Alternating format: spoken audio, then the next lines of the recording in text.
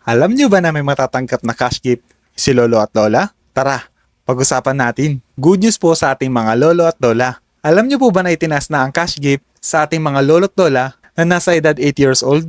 Alinsunod po sa Republic Act number 11982 o ang Expanded Centenarian Act kapag po tumapak sa edad na 80, 85, 90, and 95 years old, ang ating mga lolo at lola ay makakatanggap po sila every 5 years ng 10,000 pesos. Hindi lang po ito para sa mga lolo at lola natin dito sa Pilipinas, maging din po sa ibang bansa o sa abroad. At pag tumapak na sila lolo at lola sa edad na 100 years old, sila po ay makakatanggap ng tumataginting na 100,000 pesos at sulat mula sa ating Pangulo. Gayun din po sa mga lolo at lola natin sa abroad. Isa po itong paraan ng ating gobyerno bilang pasasalamat sa ating mga lolo at lola sa lahat po ng taon ng kanilang pagsasakripisyo nila para maging maunlad ang bansang Pilipinas. Sana po ay may natutunan kayo sa bidyong ito. Ako po si Flash Lorde.